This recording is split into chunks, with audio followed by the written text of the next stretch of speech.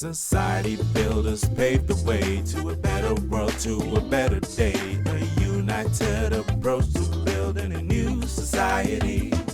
Join a conversation for social transformation. Society builders. Woo. Society Builders with your host, Dwayne Veron. Welcome to another exciting episode of Society Builders. And thanks for joining the conversation for social transformation. In our last two episodes, we've been exploring Baha'i-inspired approaches to depolarization, building on the scientific literature and the experiences of some of the world's leading luminaries in this discourse. And this is something we've been focusing on since episode 20, so for much of the past year. And in exploring Baha'i-inspired approaches to depolarization, we've covered three key principles so far. First, that we need to be better sensitized to our own consumption and transmission of polarized content. Second, that we need to develop skills in rehumanizing the other. And third, as part of that, we need to improve our ability to listen and understand. Today, we continue this journey, exploring another two key principles in Baha'i-inspired approaches to depolarization. That we need to learn to break false binaries, and that we need to cultivate the kind of environment in which contact between antagonistic groups can best be facilitated. So exploring these two key principles is what we're going to be focusing on today. So roll up your sleeve as we continue exploring Baha'i-inspired approaches to depolarization in this, the third and final episode in this sequence.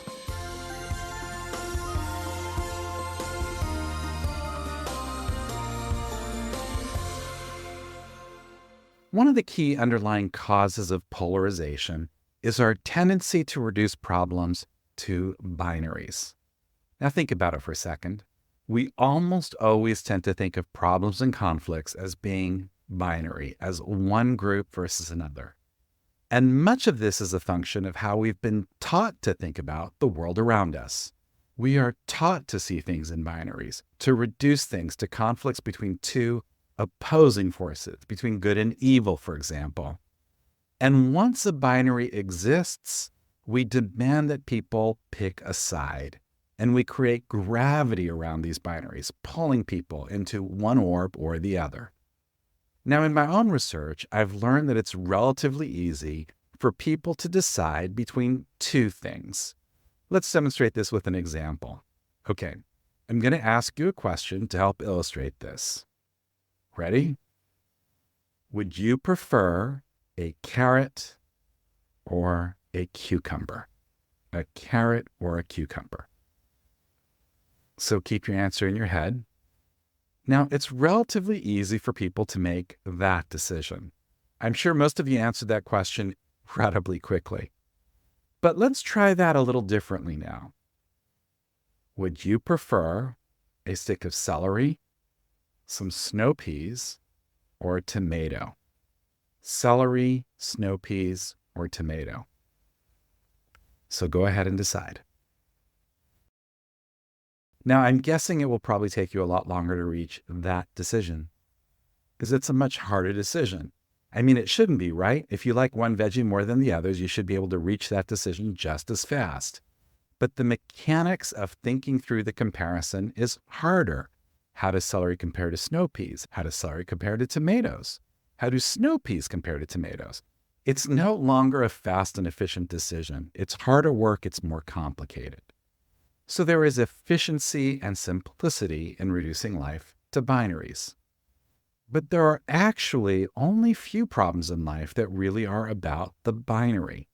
And so our need to reduce it like this creates a false binary.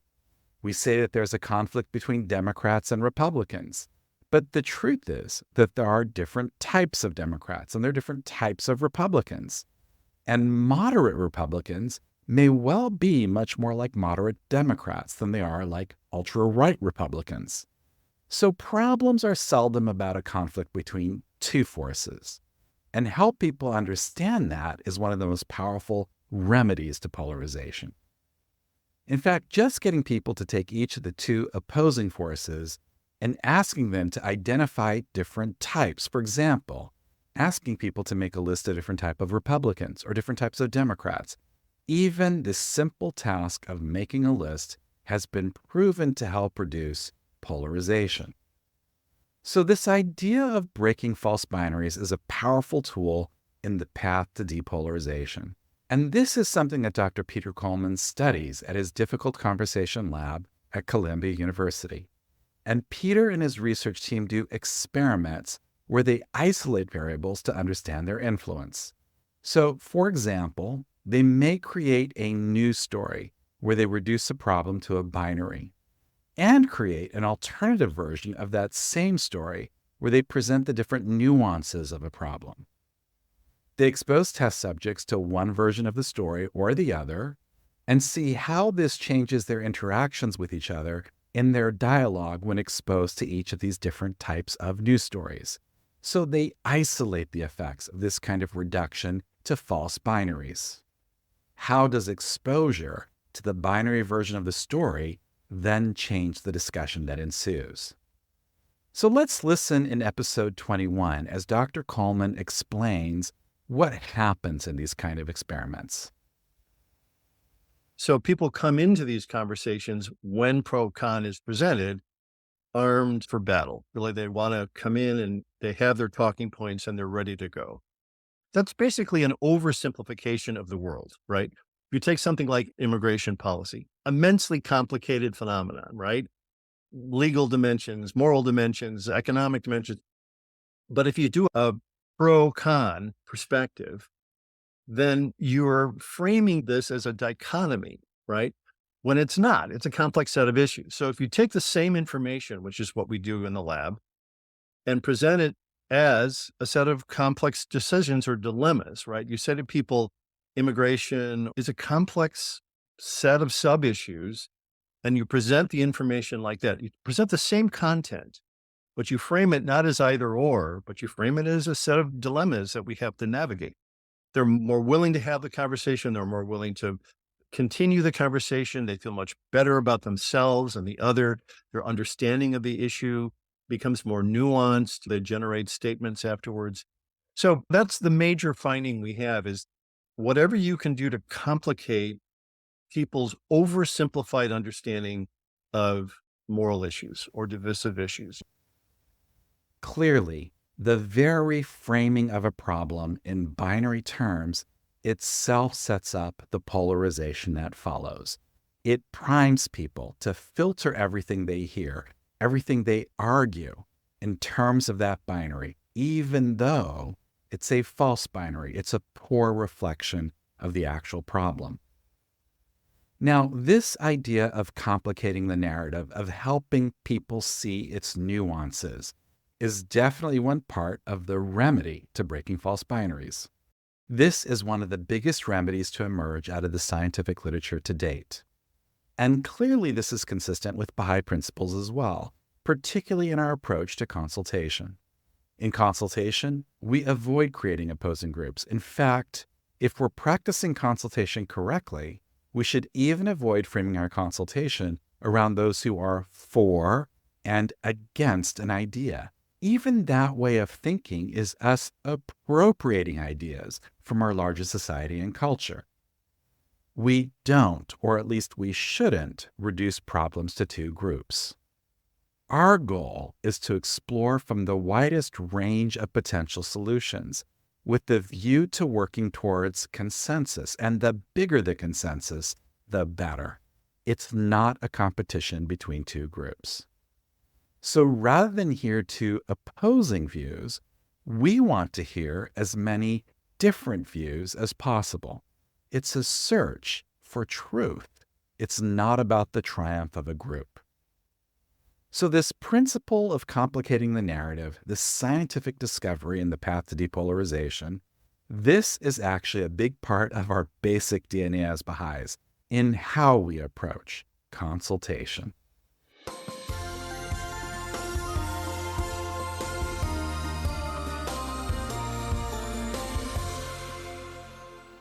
But there's something very unique about a Baha'i-inspired approach that takes this remedy around breaking false binaries to an entirely different level.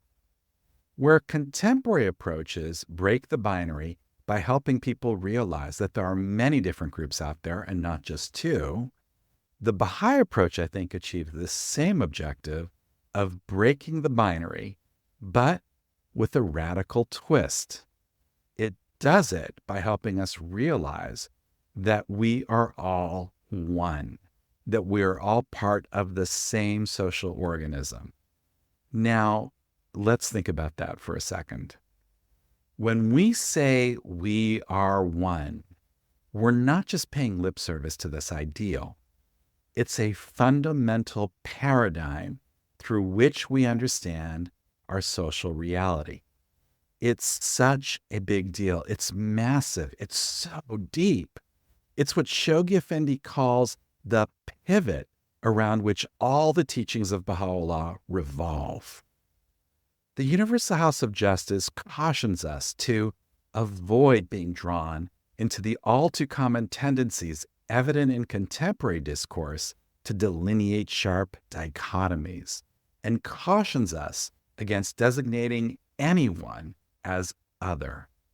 Indeed, Baha'is frame social discourse within this paradigm that views humanity as a single body organism, inseparably bound to one another through reciprocity and interconnectedness, where we are all fundamentally organic with the world.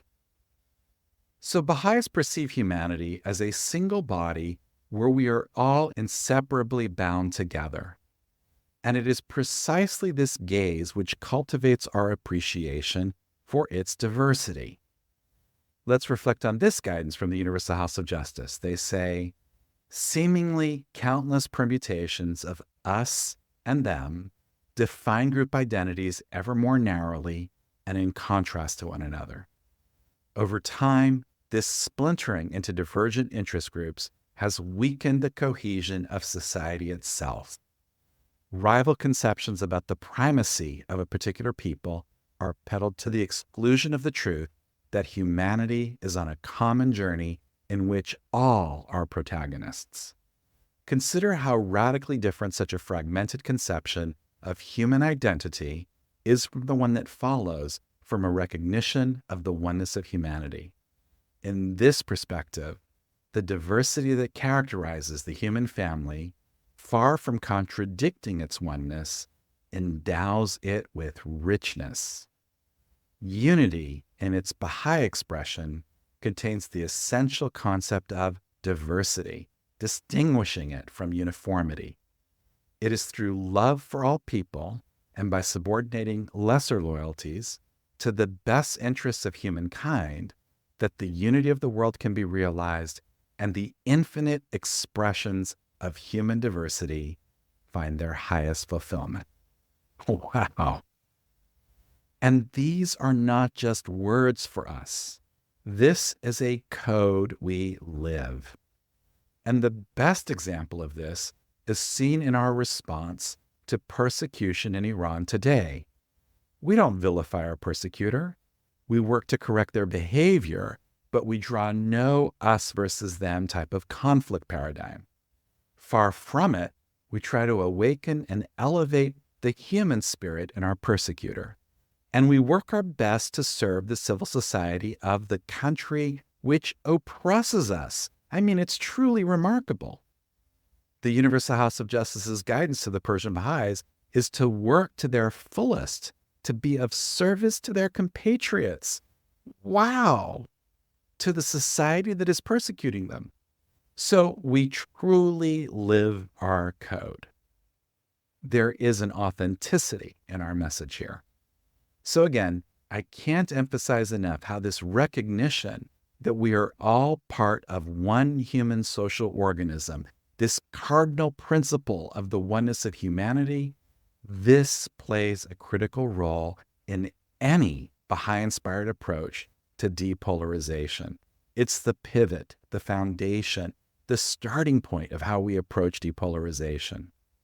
And because this idea is so radically different from how we're taught to think about the world and society, we're going to have to make an exceptional effort to always try to view the world from the lens of this paradigm. So when we engage with social discourse here, at all costs, we need to resist the temptation of viewing the problem as a competition between two forces. We need to elevate the problem and see it from the perspective of oneness, of us all being part of the same social organism. Above all, we are fundamentally one.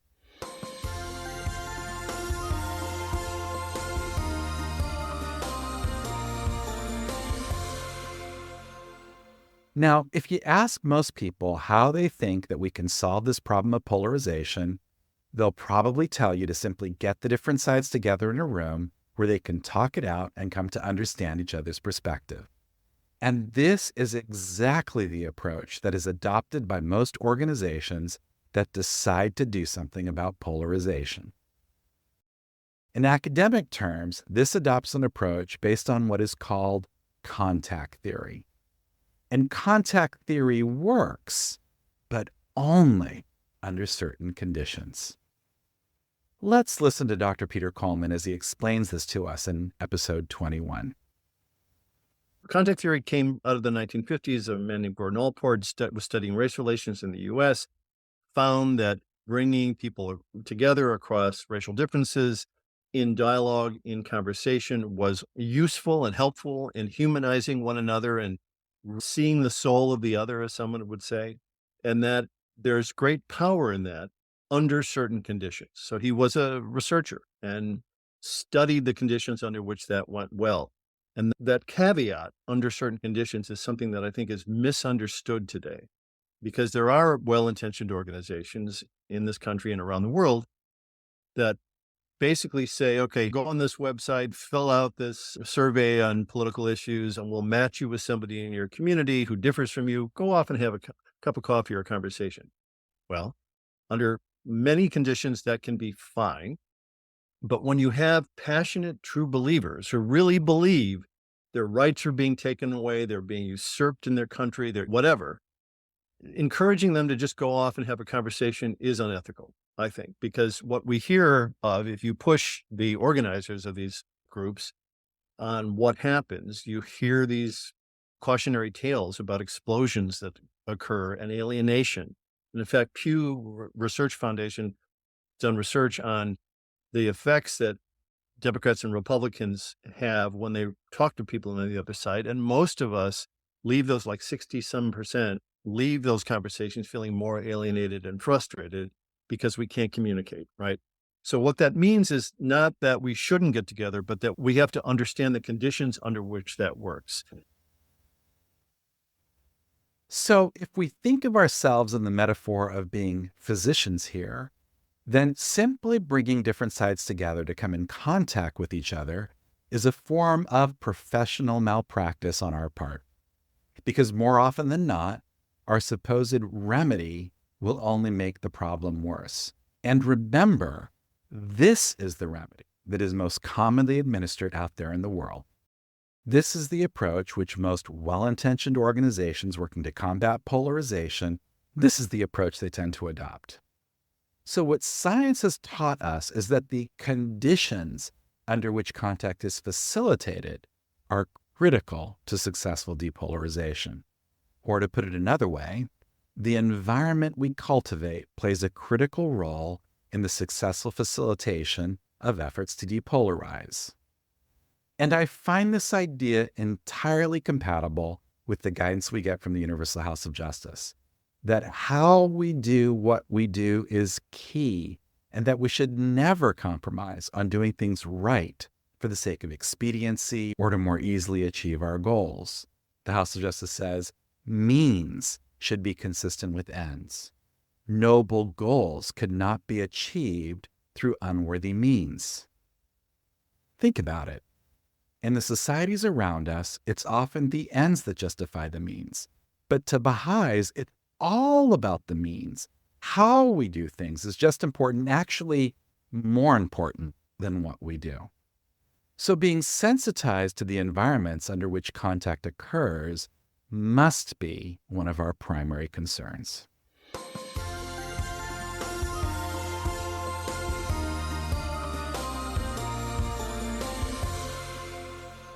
And the good news here is that there are key principles which have emerged in the scientific literature here on what some of these conditions for effective contact are.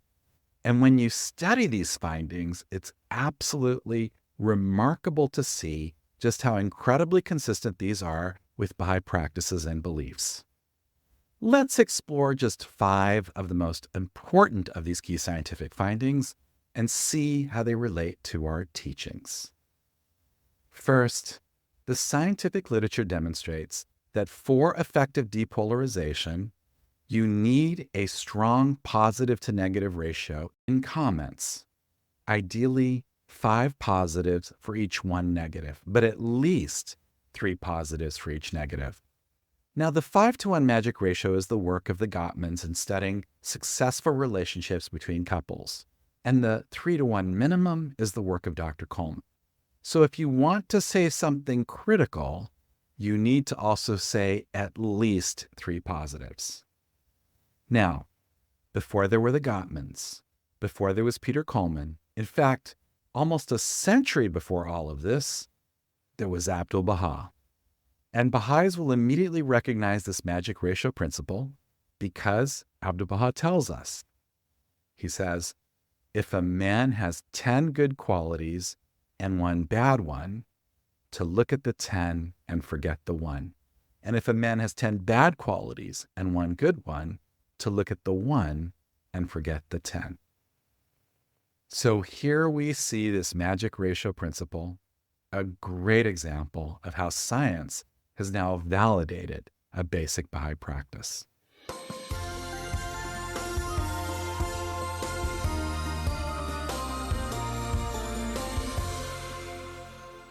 Okay, our second scientific principle for good contact is synchronicity.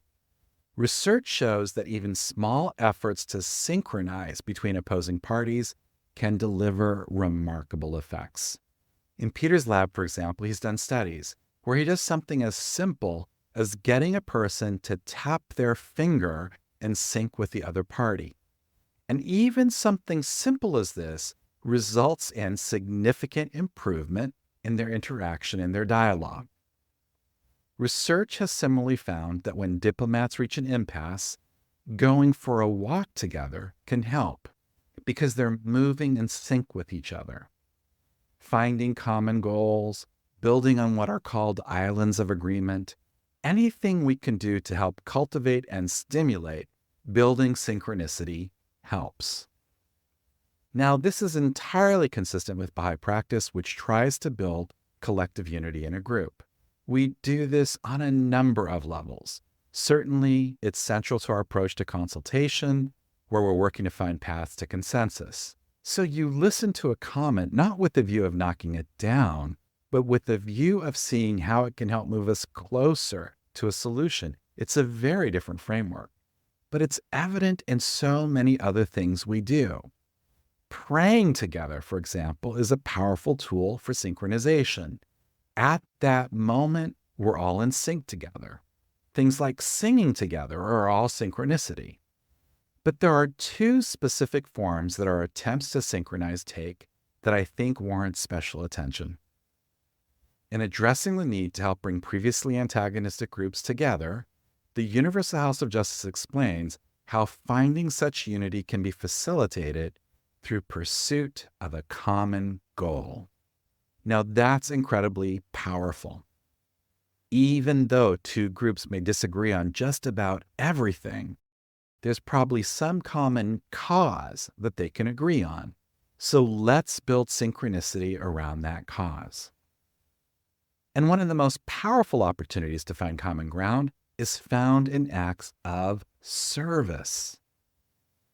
You may disagree on many, many things, but you can always find common ground in acts of service. In together serving food, for example, to the hungry in a homeless shelter. So service is a powerful tool for synchronicity.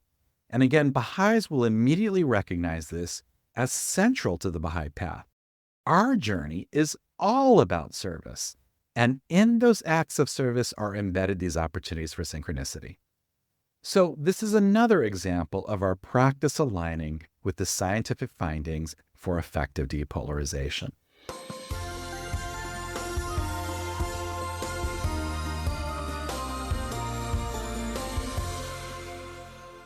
Okay, continuing on in our Best of Science series here. Number 3, another key finding in the literature relates to agency. For change to be effective, people have to be able to own their change.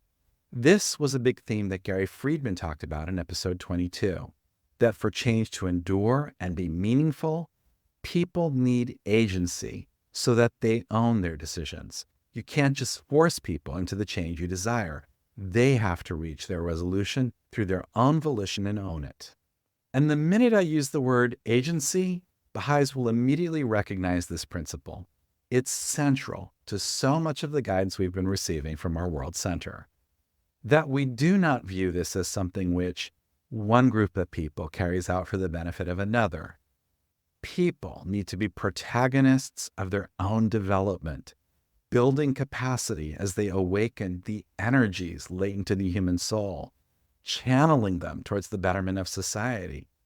How every member of the human family has not only the right to benefit from a material and spiritually prosperous civilization, but also an obligation to contribute towards its construction.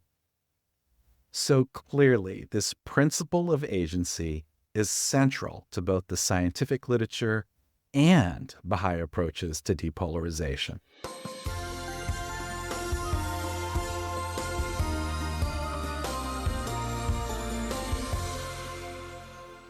Okay, scientific finding number 4. Facilitate using dialogue and not debate. Now, we've talked a lot about this, about how problematic the framing of debate is. Now, debating is a skill. It's a skill we're taught to master throughout our lives, not only in our school years, but in our careers as well. We're taught to stand up and advocate for our ideas, to prevail, to win. And we go into discussions with this framework, ready to do battle, ready to win. And you can see how this framework inhibits a path to depolarization. When someone is talking, you're not listening to evaluate what they're saying and see whether it has merit. You're listening so you can figure out how to beat their argument, what the flaws are for you to exploit, how you can defeat them. Now, the alternative to debate, what science is calling dialogue, is what Baha'is call consultation. And in fact, the Baha'i concept of consultation is actually far better baked because it goes much farther than simply being not debate. It's a specific kind of practice optimized for unified action towards the best solutions. And there are many, many points of contrast here, where debate is often about extreme arguments, because the more extreme, the more attention you get. Consultation is about moderation. Where debate is about a focus on the problem, consultation has its focus on solution. Where debate is about humiliating and belittling the opponent, consultation is about dignified expression. In fact, we talked about this a few episodes ago when we were discussing the manner in which we should express ourselves, avoiding extremes and seeking moderation in tone, ultimately giving rise to a new etiquette of expression worthy of the approaching maturity of the human race. And this is where all those virtues come in. Kindness, dignity, humility, patience. I mean, all of the virtues find application here. Now, we don't have time today to go into all the ways in which consultation is such a big part of getting the environment right. That's going to eventually be the focus for a separate episode. But hopefully I've given enough here to illustrate how this very central and basic feature of Baha'i life is so critical to cultivating the right environment for contact.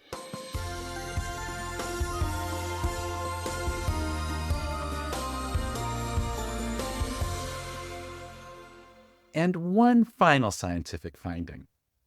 Dr. Coleman talks about how the research has found that how you think about change, your theory of change, how you think about change is central to whether that change becomes manifest.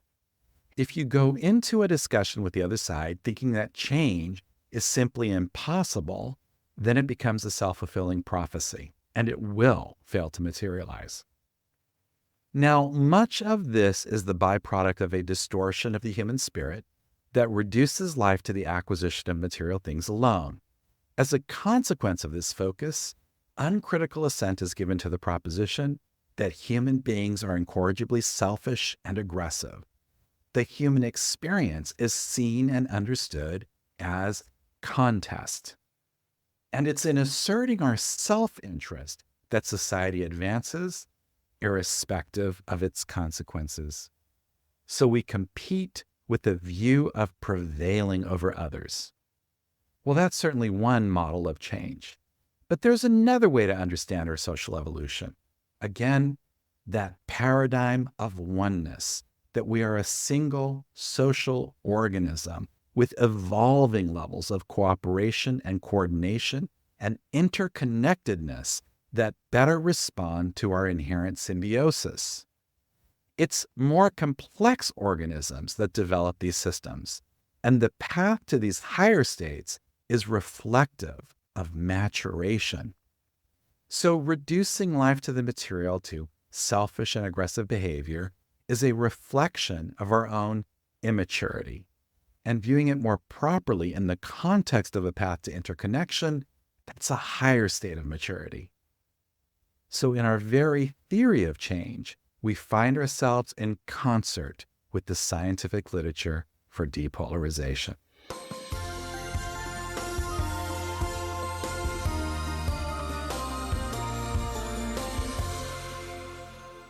Now, the 5 key scientific findings we've explored here are just illustrative. Trust me, it's remarkable when you read the literature to see just how much science is validating everyday practice for Baha'is.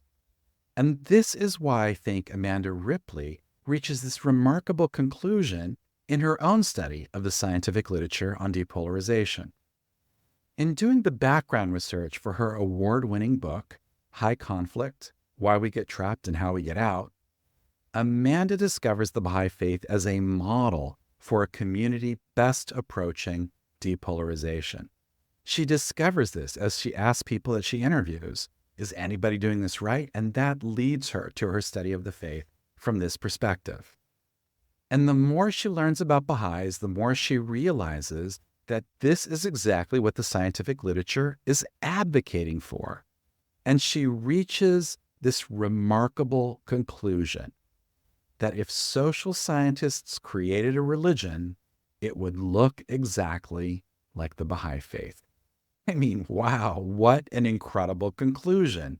If social scientists created a religion, it would look like the Baha'i faith. And in my own research on the scientific literature on depolarization, I can see exactly why Amanda reaches this conclusion. Because it's true. The scientific findings are validating these Baha'i principles, principles which were articulated over a century before science caught up with it. Now, you're not going to remember any of the details from what we've been exploring today, but that's okay. You don't have to. What I do hope you'll remember, what I hope you'll take away from our journey here together is this key insight. If you try your best to bring your Baha'i practices to the depolarization discourse, if you do this, you're going to significantly improve the conditions under which contact between groups is facilitated. You're going to help cultivate the right environment for more productive exchange. You're going to elevate the very atmosphere in which you move. And that's the big idea. Live the Baha'i life. Bring your spiritual practices to the table. And in doing that, you will contribute significantly to helping depolarize. to elevating the atmosphere and improving the conditions under which depolarization can take effect.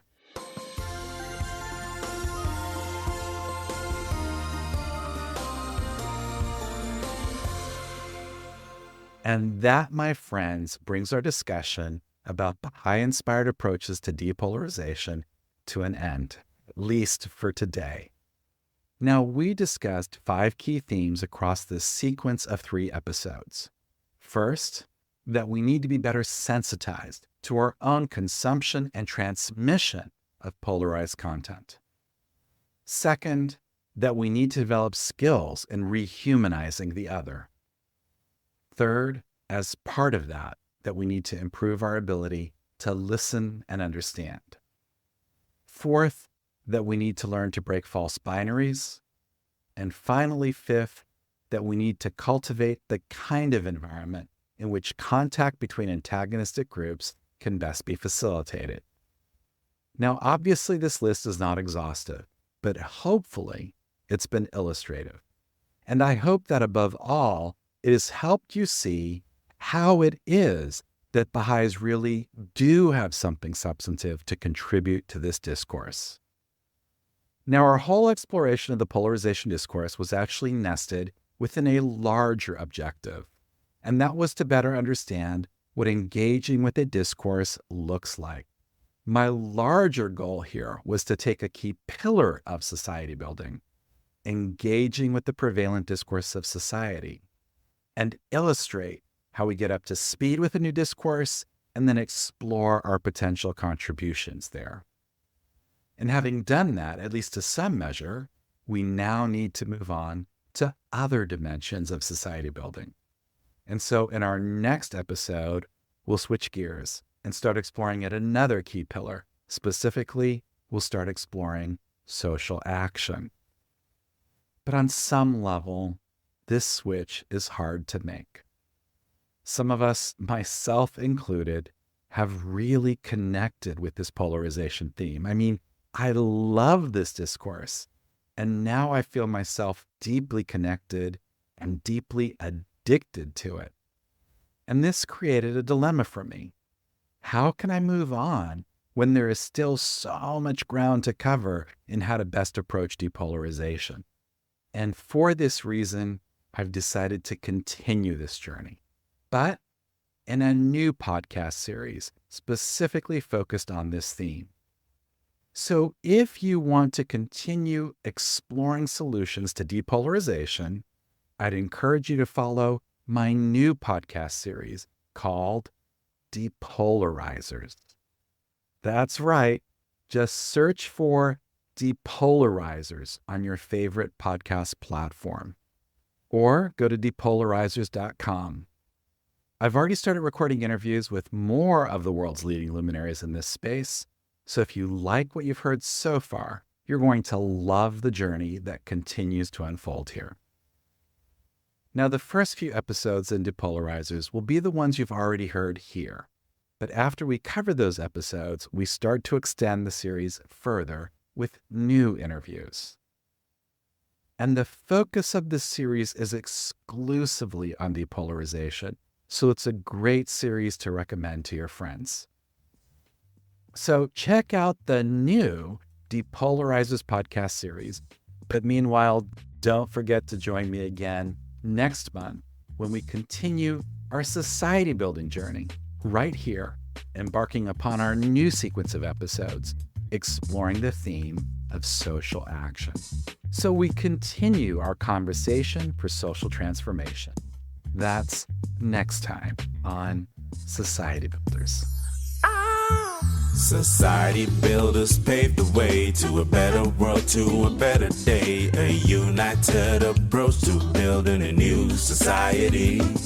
There's a crisis facing humanity. People suffer from a lack of unity. It's time for a better path to a new society. Join a conversation for social transformation. Society builders. Woo. Join a conversation for social transformation. Society builders. Woo. So engage with your local communities and explore the exciting possibilities. We can elevate the atmosphere in which we move. The paradigm is shifting, it's so very uplifting. It's a new beat, a new song, a brand new groove. Join a conversation for social transformation. Society builders, woo. Join a conversation for social transformation. Society builders, woo. The Baha'i faith has a lot to say, helping people discover a better way with discourse and social action framed by unity. Now the time has come to lift the game and apply the teachings of the greatest name and rise to meet the glory of our destiny. Join a conversation for social transformation. Society builders, woo. Join a conversation for social transformation. Society builders.